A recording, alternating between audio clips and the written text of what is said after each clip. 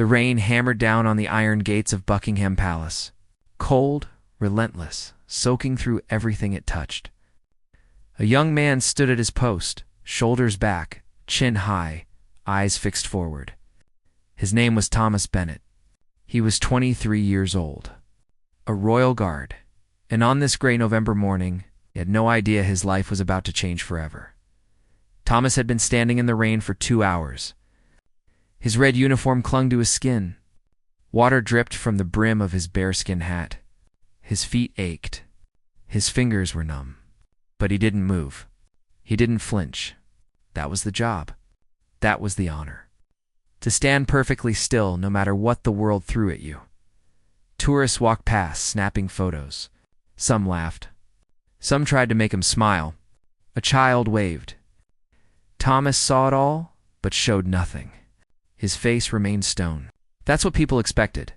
That's what the crown demanded. But behind that still face, Thomas was fighting a battle no one could see. 3 weeks earlier, Thomas had received a letter. His younger sister, Emily, was sick. It's very sick. The doctors said she needed treatment. Expensive treatment. The kind their family couldn't afford.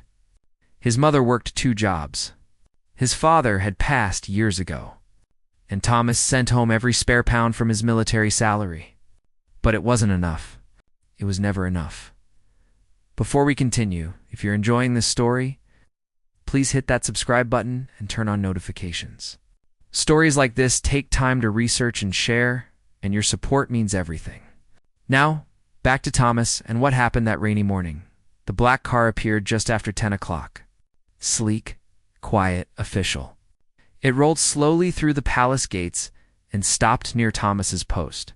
The door opened, and out stepped Camilla, the queen consort. She wore a long cream coat and carried an umbrella. 2 aides walked beside her. She was on her way to a charity event inside the palace. Thomas stiffened. His training kicked in. Eyes forward. Breathing steady. No reaction, but Camilla did something unexpected. She stopped. She turned. She looked directly at him. "Good morning," she said, her voice warm despite the cold air. Thomas couldn't respond. Protocol forbade it. He remained silent, frozen, a statue in the rain. Camilla tilted her head slightly. She noticed his wet uniform, the water pooling at his boots. She glanced at the sky, then back at him. "It must be freezing," she said softly. One of her aides stepped forward, whispering something. Camilla nodded but didn't move away. Instead, she reached into her coat pocket. She pulled out a folded 20-pound note. She held it toward Thomas. "For a warm meal later," she said. "You've earned it, standing out here in this weather." The moment stretched. The rain fell harder. The aides shifted uncomfortably. Tourists nearby stopped to watch. Phones came out. Cameras pointed. Thomas stared straight ahead. His heart pounded. His mind raced. He knew what this looked like. A kind gesture. A generous offer. But he also knew what it meant. He thought of Emily. Of the hospital bills. Of his mother's tired eyes. 20 pounds wouldn't save his sister. But it could buy her favorite flowers. It could bring her a smile. His hand twitched. Just slightly. Enough that Camilla noticed. Then Thomas did something no one expected. Something that would make headlines around the world. He didn't take the money. Camilla stood there. The 20-pound note still extended in her gloved hand. The rain drummed louder now, as if the sky itself was holding its breath. Thomas could feel the weight of every eye on him. The tourists. The aides. The security cameras mounted on the palace walls, and the queen consort offering him something that could have made his day a little easier. But Thomas didn't move. His arms stayed rigid at his side. His eyes remained locked forward, seeing everything and nothing at the same time. Camilla's expression shifted. Confusion first, then something deeper. Curiosity, perhaps. Or respect. "Are you certain?" she asked quietly. Her voice was gentler now, almost motherly. Thomas felt his throat tighten. He wanted to speak. He wanted to explain. But the rules were clear. A royal guard on duty does not break stance. does not speak unless ordered by a superior officer, does not accept gifts, tips, or favors from anyone, no matter their title. It wasn't pride that kept him still. It was duty. It was the code he'd sworn to uphold the day he put on that uniform. One of Camilla's aides stepped closer, leaning in to whisper urgently. The rain was getting heavier. They were already behind schedule. But Camilla raised a hand, silencing him. She wasn't finished. She lowered the money slowly, tucking it back into her pocket. Then she did something even more unexpected. She smiled. Not the polite, practiced smile of royalty, but a real smile. Warm, genuine. "I understand," she said softly. "You're a good man." She turned and walked toward the palace entrance, her umbrella tilting against the wind. The aides hurried after her. The tourists murmured, confused and disappointed. They'd wanted drama. Instead, they'd witnessed something quieter. Something they didn't quite understand yet. Thomas exhaled slowly, the breath shaking in his chest. His hands trembled slightly, but he forced them still. The moment was over. The car drove away. The crowd dispersed, and Thomas stood alone again in the rain, just as he had before. But everything had changed. By noon, the story was already spreading. Someone in the crowd had filmed the exchange. The video was shaky, the audio muffled by rain, but the moment was clear. Camilla offering money. Thomas refusing. Her smile. Her words. It was uploaded to social media within minutes. Then shared. Then shared again. By evening, it had 1 million views. By midnight, 10 million.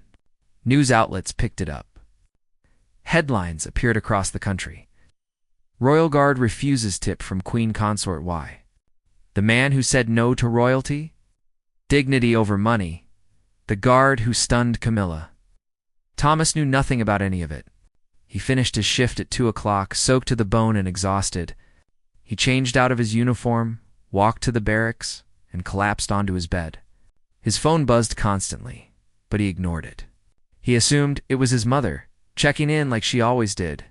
It wasn't until his roommate, another guardsman named Daniel, burst through the door that Thomas realized something was wrong. Wait. "You need to see this," Daniel said, shoving his phone into Thomas's face. Thomas blinked at the screen. It took him a moment to recognize himself. The video. The rain.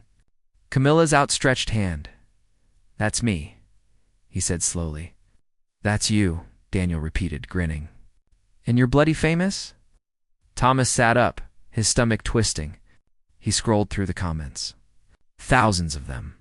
Most were positive, praising him, calling him honorable, a true soldier, a man of principle. But some were cruel. Some said he was arrogant, disrespectful, that he'd insulted the Queen Consort by refusing her kindness. "I didn't mean anything by it," Thomas muttered. "I was just doing my job." "Well, the world doesn't see it that way," Daniel said. "They think you made some kind of statement. About class. About dignity. About not taking handouts."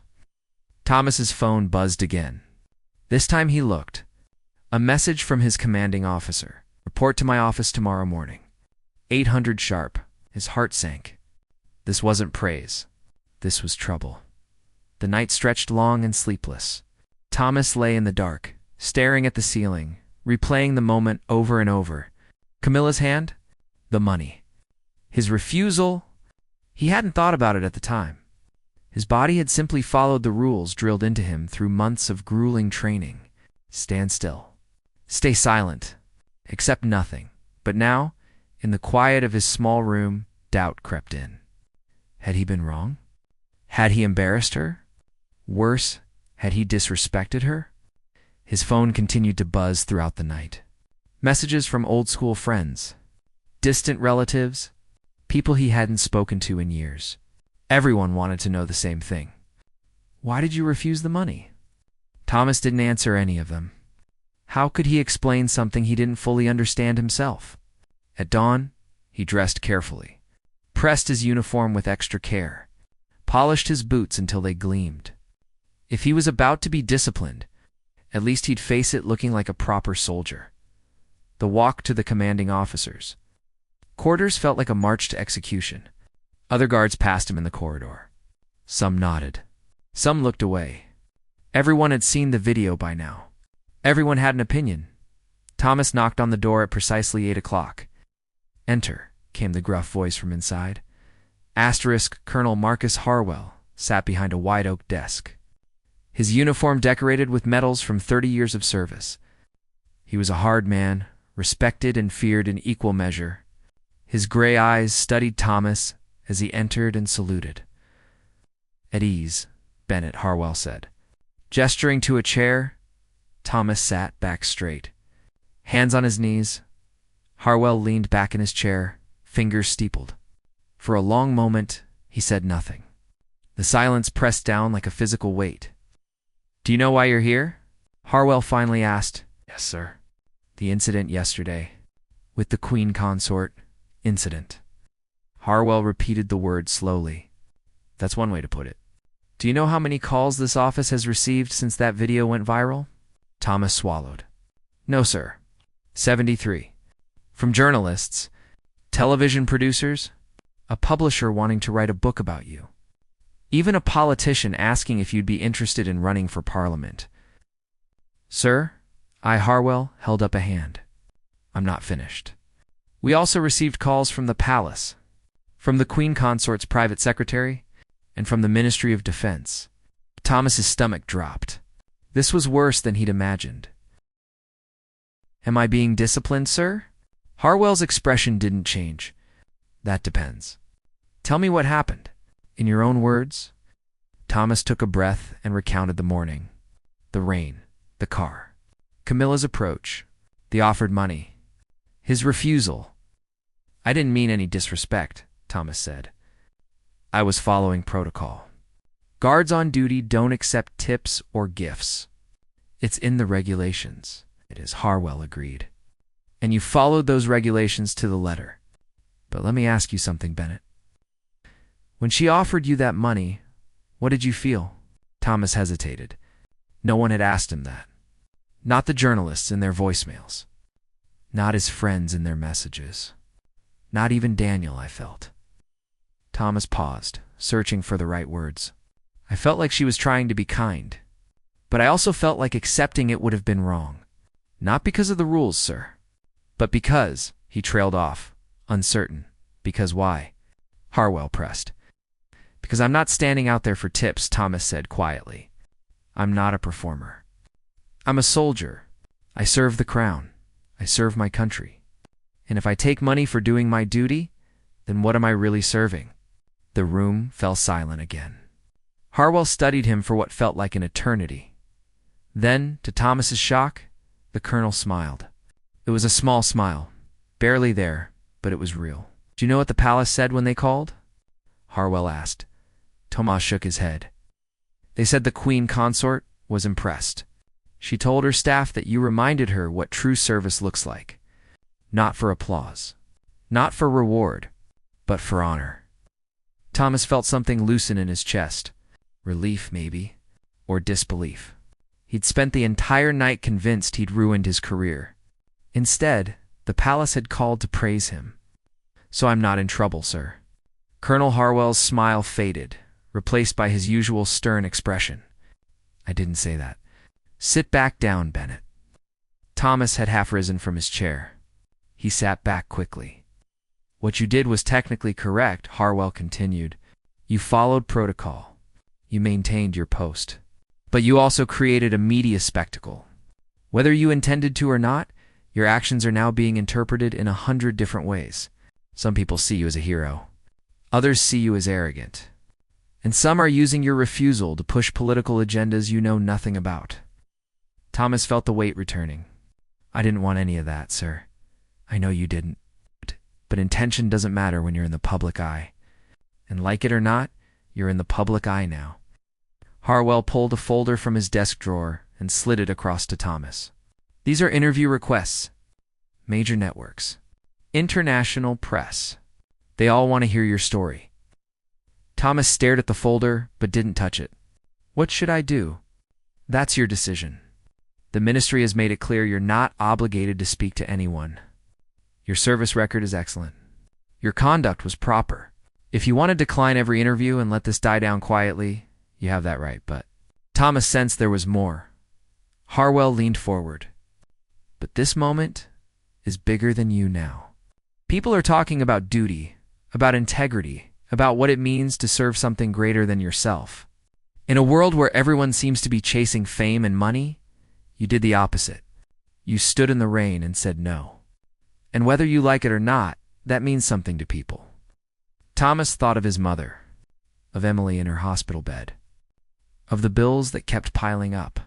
He thought of the 20 pounds he'd refused. Would it have really compromised his honor to accept help? Sir, can I ask you something? When you were my age, if someone had offered you money for doing your job, what would you have done? Harwell was quiet for a moment. I'd like to think I would have done exactly what you did, but honestly, Bennett, I don't know. I was never tested like that. You were, and you passed. The words settled over Thomas like a medal he hadn't earned yet. There's one more thing, Harwell said. He pulled out another paper. This one was a letter handwritten on cream-colored stationery. The royal seal marked the top. This arrived this morning. It's for you. Thomas took the letter with trembling hands. He unfolded it carefully. The handwriting was elegant, precise. Dear Guardsman Bennett, I wanted to write to you personally to express my admiration for your conduct yesterday morning. In a moment where many would have accepted a kind gesture without thought, you chose to uphold the principles of your service.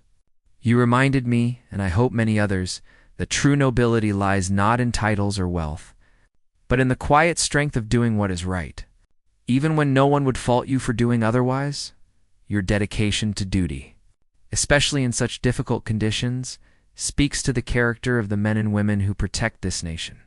Please know that your service is seen, valued, deeply appreciated. With respect and gratitude, Camilla R. Thomas read the letter twice, then a third time. His eyes burned, but he forced the emotion down. She didn't have to do this, he whispered. No, Harwell agreed. She didn't, but she did, because you showed her something real. And in her position, I imagine that's rare. Thomas carefully folded the letter and placed it back in the envelope. His hands were steadier now. Sir, I'd like to decline the interviews. All of them. Harwell nodded slowly. You're sure? Yes, sir. I didn't do anything special. I just did my job. And I'd like to keep doing it. Quietly, the way it's supposed to be done. For the first time that morning, Harwell's expression softened completely. You're a good soldier, Bennett. Dismissed. Thomas stood, saluted, and turned toward the door. Harwell called out. Thomas stopped. Off the record, I'm proud of you. Thomas nodded, unable to speak, and walked out into the corridor. The days that followed were strange. Thomas returned to his duties, standing his posts, following his routines. But nothing felt quite the same. Tourists stared at him differently now. Some with admiration, others with curiosity, trying to figure out if he was the guard from the video. The media requests continued for a week, then two, then gradually faded. A new story captured the public's attention. A celebrity scandal. A political controversy. Thomas Bennett, the guard who said no, became old news. And he was grateful for it. But the letter from Camilla stayed with him. He kept it in his locker, tucked inside his small Bible, the one his father had given him before he died. Sometimes, on difficult days, Thomas would take it out and read it again. A reminder that someone had seen him. Really seen him. 3 weeks after the incident, Thomas received unexpected news. He was granted a short-leave compassionate leave, they called it.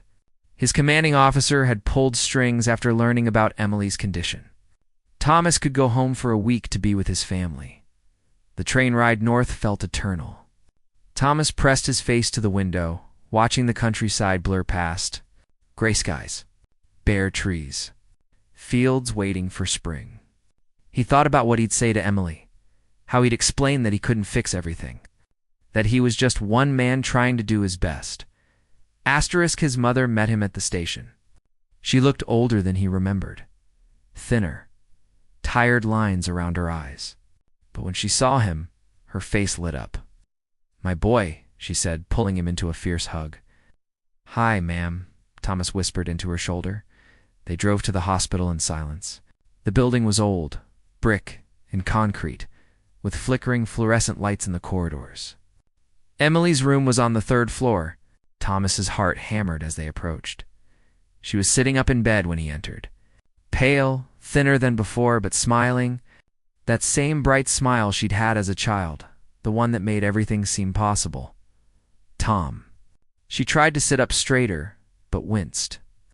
Easy, Thomas said, rushing forward. He took her hand. It felt so small and fragile in his. I'm here. I'm here now. I saw you on the telly, Emily said, her voice weak but excited. Everyone at school was talking about it. My brother, the famous guard. Thomas laughed, though it came out shaky. I'm not famous. Just stubborn. Why didn't you take the money? Emily asked. The question everyone wanted answered. But coming from her, it felt different. Like she really wanted to understand.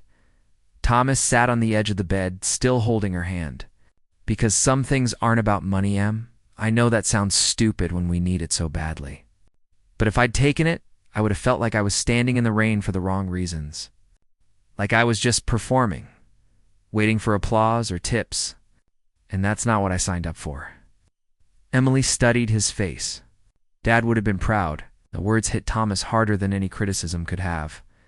His throat tightened. You think so? I know so. He always said the hardest thing in life is doing the right thing when the wrong thing would be easier. Thomas nodded, not trusting his voice.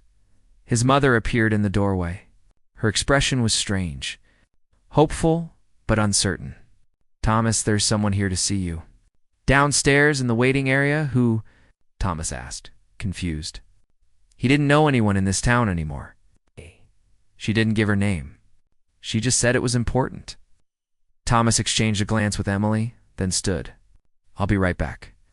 He took the stairs down, his mind racing. A journalist who'd tracked him down? A military official with new orders? But when he reached the ground floor waiting area, he stopped cold. Camilla stood by the window, dressed simply in dark trousers and a modest coat.